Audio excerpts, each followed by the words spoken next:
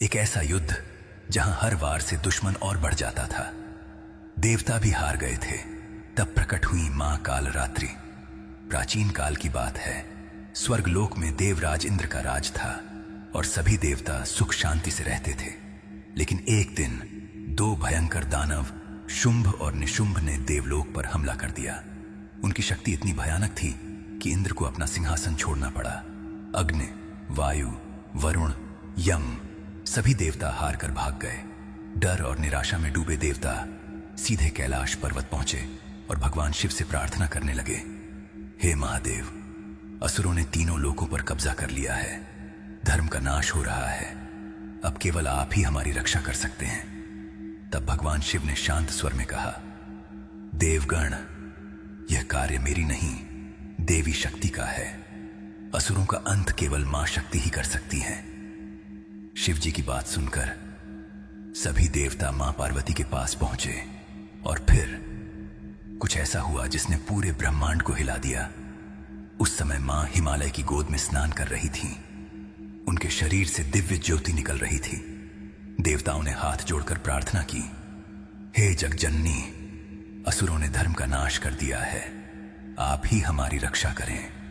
मां पार्वती ने करुणामयी मुस्कान के साथ कहा, मैं तुम्हारी रक्षा अवश्य करूंगी, लेकिन इस कार्य के लिए मुझे अपना रौद्र रूप प्रकट करना होगा। तभी मां के मस्तक से एक दिव्य शक्ति निकली। वह शक्ति इतनी भयंकर थी कि देखते ही देवताओं के रोए खड़े हो गए। उसका रंग घने अंधकार जैसा काला था। बाल बिखरे हुए थे। 3 नेत्र ब्रह्मांड के समान गोल और लाल थे। सांसों से अग्नि की लपटें निकल रही थीं। गले में मुंडों की माला, कमर में हाथों की माला, हाथ में खड्ग, त्रिशूल और कमल। वे एक खच्चर गधे पर सवार थीं। उनके स्वरूप को देखकर देवता भी थर थर कांप उठे।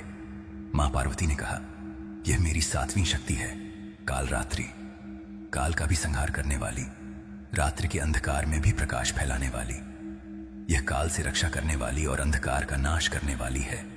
अब यह असुरों का अंत करेगी। कालरात्रि मां ने देवताओं से कहा, जाओ निर्भय होकर, मैं रणभूमि में पहुंच रही हूं। शुंभ निशुंभ को जब यह पता चला कि देवताओं ने फिर से कोई शक्ति बुलाई है, तो वे क्रोध से भर गए। उन्होंने अपने सेनापतियों चंड और मुंड को आदेश दिया, जाओ उस शक्ति को पकड़कर मेरे सामने लाओ। यदि वह सुंदर है तो विवाह कर लेंगे, नहीं तो मार डालेंगे। चंड मुंड विशाल सेना लेकर रणभूमि में पहुंचे। उन्होंने देखा कि एक काली भयानक स्त्री खड़ी है। उसके स्वरूप को देखते ही उनके सैनिक डर गए। लेकिन चंडमुंड हंसे और बोले, अरे यह तो एक अकेली स्त्री है, इसे पकड़ लो। तभी मां कालरात्रि ने गरज कर कहा, हे दुष्टों, तुमने देवताओं और धर्म का अपमान किया है। अब तुम्हारा अंत समय आ गया है। उन्होंने अपना त्रिशूल उठाया। एक ही प्रहार में चंड का सिर धड़ से अलग हो गया। मुंड भागा, लेकिन मां ने अपने खड्ग से उसे भी मार गिराया। चंड मुंड के मरने से रणभूमि में हाहाकार मच गया।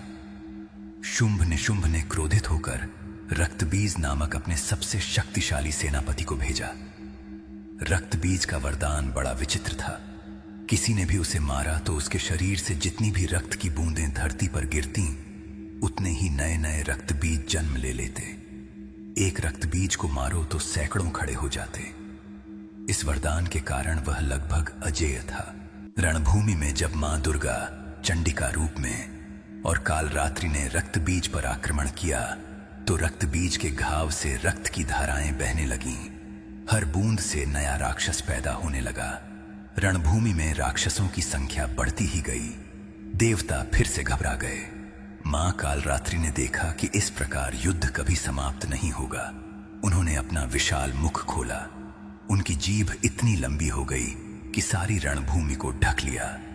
वे रक्तबीज और उसके क्लोनों पर टूट पड़ी। हर प्रहार के साथ रक्त की बूंद को जमीन पर गिरने से पहले ही अपने मुख में ले लेती। उनकी सांसों की अग्नि से राक्षस जलने लगे। रक्तबीज चीखा, यह क्या जादू है? मेरी शक्ति क्यों काम नहीं कर रही? मां कालरात्रि बोली, हे दुष्ट, तुम्हारा वरदान काल के सामने व्यर्थ है। मैं कालरात्रि हूं, काल का भी अंत करने वाली। तुम्हारा रक्त अब धरती को नहीं छू पाएगा। उन्होंने एक के बाद एक सभी क्लोनों को निगल लिया। अंत में मुख्य रक्त बीज पर प्रहार किया, उसका सिर काटा और रक्त को पूरी तरह अपने मुख में भर लिया। रणभूमि शांत हो गई, कोई नया राक्षस नहीं पैदा हुआ। शुंभ निशुंभ स्वयं रणभूमि में उतरे, वे भी अत्यंत शक्तिशाली थे। शुंभ ने मां पर बाणों की वर्षा की, निशुंभ ने गदा उठाई, लेकिन मां कालरात्रि के तीनों नेत्रों से अग्नि की लपटें निकलीं। उन्होंने शुंभ को त्रिशूल से बींध डाला और निशुंभ का सिर खड्ग से काट दिया। दोनों भाइयों के मरते ही असुर सेना भाग खड़ी हुई। देवताओं ने जय जयकार किया। इंद्र ने मां के चरणों में प्रणाम किया और कहा, हे मां, आपने तीनों लोगों को भय से मुक्त कर दिया। आप शुभंकारी हैं, भयंकर रूप होने पर भी अपने भक्तों को सदा शुभ फल देती हैं। मां कालरात्रि ने मुस्कुराते हुए कहा, जो भक्त मेरा स्मरण करेगा उसे काल का भी भय नहीं रहेगा। अंधकार, भूत प्रेत, नकारात्मक शक्तियां उसके पास नहीं फटकेंगी। मैं उसके मन के अंधकार को दूर कर ज्ञान का प्रकाश दूंगी। तभी मां पार्वती ने अपना मूल सौम्य रूप धारण किया। कालरात्रि उनकी ही एक शक्ति थी जो आवश्यकता पड़ने पर प्रकट होती है। इस कथा से हमें सीख मिलती है कि बुराई कितनी भी शक्तिशाली क्यों न हो, सत्य और धर्म की रक्षा के लिए दिव्य शक्ति सदैव प्रकट होती है।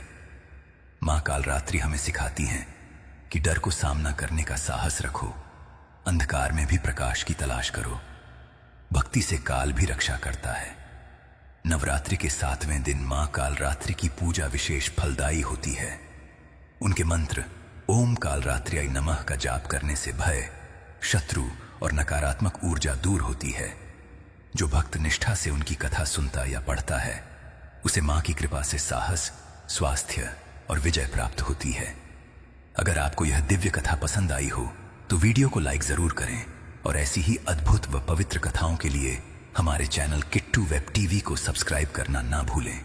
साथ ही बेल आइकन दबाएं ताकि मां की हर नई कथा आप तक सबसे पहले पहुंचे। जय मां कालरात्रि, जय जगदम्बे।